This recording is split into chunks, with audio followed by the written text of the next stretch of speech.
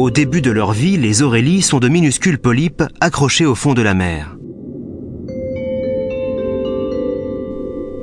Ce sont des formes spectrales de vie, pas plus grosses que la mine d'un crayon.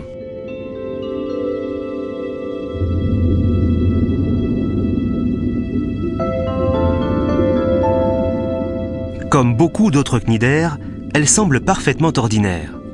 Et pourtant, à les regarder de plus près,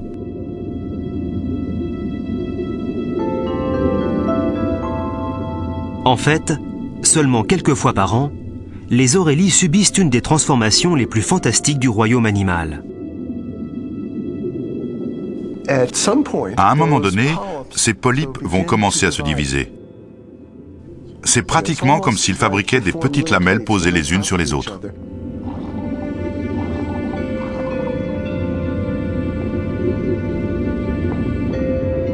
Chaque polype forme des douzaines de lamelles oranges. Chacune de ces lamelles devient à son tour un animal appelé Éphyra.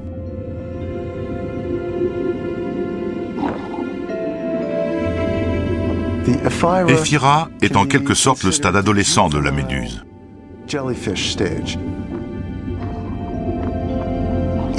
Chacune d'entre elles se détache du pédoncule du polype et s'éloigne à la nage.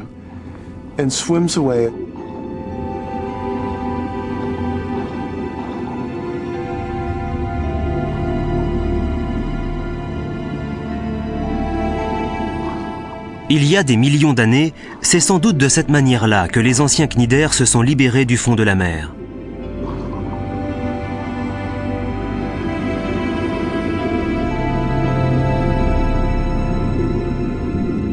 Pendant un mois, le temps de devenir adulte, la méduse adolescente va se nourrir de plancton.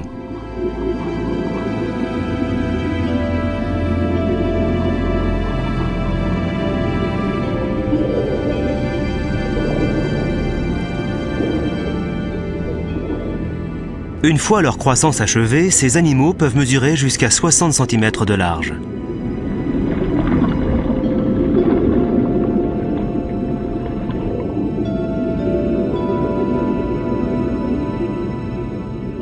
Pendant le frai, ces méduses se rassemblent en de gigantesques essaims le long de la côte.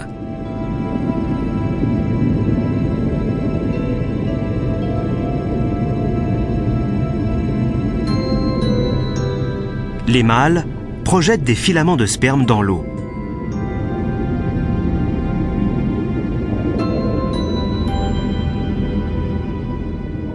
Recueillant les filaments à l'aide de leurs bras plissés, les femelles capturent et ingèrent le sperme qui va ensuite féconder leurs œufs.